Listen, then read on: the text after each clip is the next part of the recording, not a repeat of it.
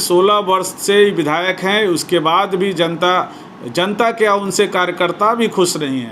कार्यकर्ता एक को आप वोट देते हैं तो आपका फसल नष्ट होगा और दूसरे को वोट देते हैं तो आपका नस्ल नष्ट होगा। इस फसल और नस्ल एक अशिक्षित कैंडिडेट है, शिक्षा से कोई नाता नहीं है। जिस तरह से आप देख रहे हैं का मेरा मुख्य उद्देश्य है, इस बार परिवर्तन होना चाहिए। नमस्कार और आप देख रहे हैं श्री कृष्णा न्यूज़ और बदलता बिहार। और हमारे साथ आज मौजूद है दीपक कुमार मेहता, जो रालोसपा के दानापुर विधानसभा से उम्मीदवार है। सर, मुख्य उद्देश्य दानापुर का क्या होगा आपका? दानापुर के इस बार विधानसभा चुनाव लड़ने का मेरा मुख्य उद्देश्य है, इस बार परिवर्तन होना चाहिए। जिस तरह के दानापुर के लिए 16 साल की से विधायक रही माननीय आशा सिन्हा जी चुनाव में है, मैदान में कूदी। आज उनका ये कहना है और उनका नारा है कि अब की बार होगा समुचित विकास। तो मैं ये उनसे पूछना चाहता हूँ कि 16 वर्ष से इंतज़ार कर रही जनता के लिए इतने दिन कहाँ थी आप? दूसरा, एक आपके सामने बहुत गंभीर समस्या आएगी जो आने वाली है। आज बाज़ार में जो परिस्थिति और जो माहौल बन रहा है, एक भय का माहौल बन रहा है। एक प्रत्याशी जो आपके सामने उतरे हैं माननीय MLC साहब, तो उनसे मार्केट की स्थिति काफ़ी भयाकुल है और लोग कुछ सहयोग दे रहे हैं, कुछ लोग जुड़ रहे हैं, लेकिन हमें ये लगता है कि कहीं न कहीं भय का माहौल है। और दानापुर इस बार बदलाव के लिए वोट करेगा, दानापुर इस बार मान सम्मान के लिए वोट करेगा और दानापुर के समुचित विकास के लिए बदलाव ही एक विकल्प है।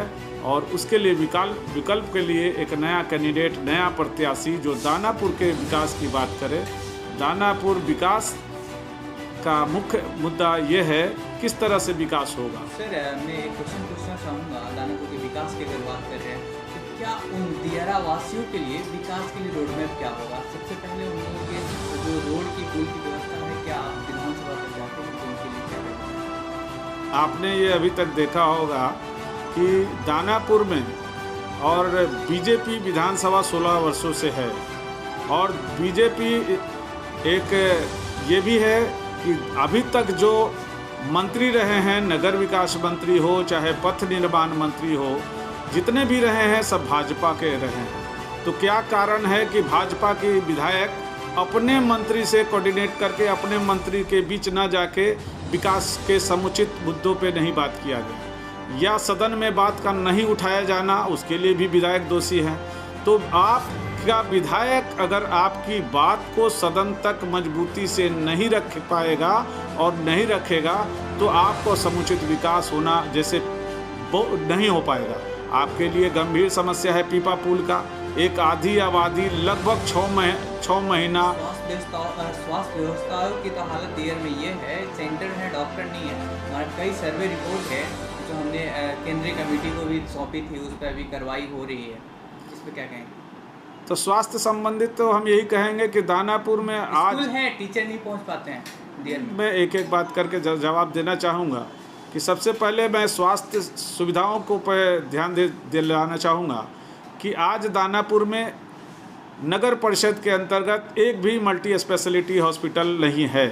मल्टी स्पेशलिटी हॉस्पिटल का मतलब ये है कि यहाँ पर विकसित हॉस्पिटल नहीं है जिस तरह से सभी बीमारियों का इलाज हो जाना चाहिए।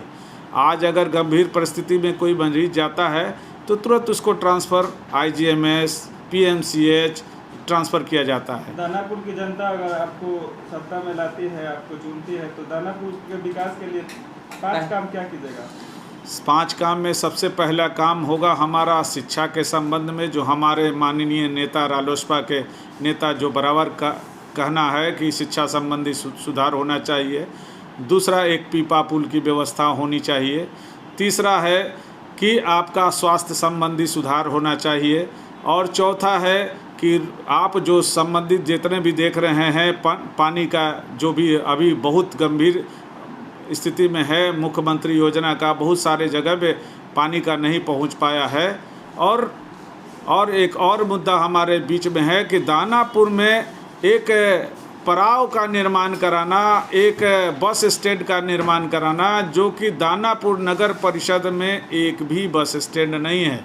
आपका लड़ाई किससे मानते हैं, आशा सिन्हा से या रीतलाल यादव से? लास्ट क्वेश्चन है सर हमारा। हमारा लड़ाई तो किसी से नहीं है, हमारी लड़ाई खुद से है और दानापुर की जनता हमारे साथ लड़ाई लड़ रही है और लड़ाई में वही जीतेगा। हम सीधा और हर मंचों से दो ही शब्द कहते हैं कि आप इसको देखिए कि आपके सामने कैंडिडेट कौन है। एक अशिक्षित कैंडिडेट है, शिक्षा से कोई नाता नहीं है जिस तरह से आप देख रहे हैं, और दूसरा शिक्षित के साथ अपराध से भी मुक्त रहना है। एक को आप वोट देते हैं तो आपका फसल नष्ट होगा और दूसरे को वोट देते हैं तो आपका नस्ल नष्ट होगा।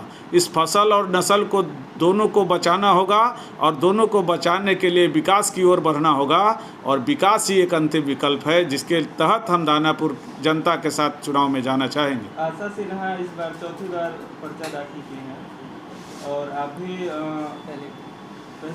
पहली बार यहाँ से दाखिल किए हैं, तो दानापुर की जनता को क्या संदेश देना चाहेंगे कि वो आपके पक्ष में वोट करे?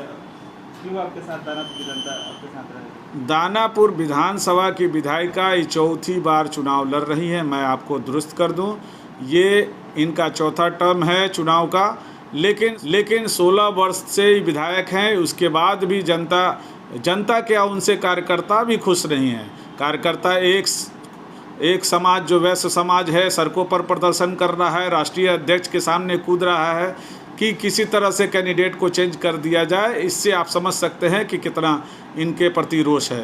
प्लस और भी जो कारण है, इनसे ये तो चौथे और पाँचवें स्थान पे जाएंगी और इनसे हमारी लड़ाई कभी हो भी नहीं सकती, चूँकि उस लड़ाई में आज ये कहीं नहीं दिखती हैं। जीत की अग्रिम शुभकामनाओं के साथ आपको छोड़े जा रहे हैं। फिर हम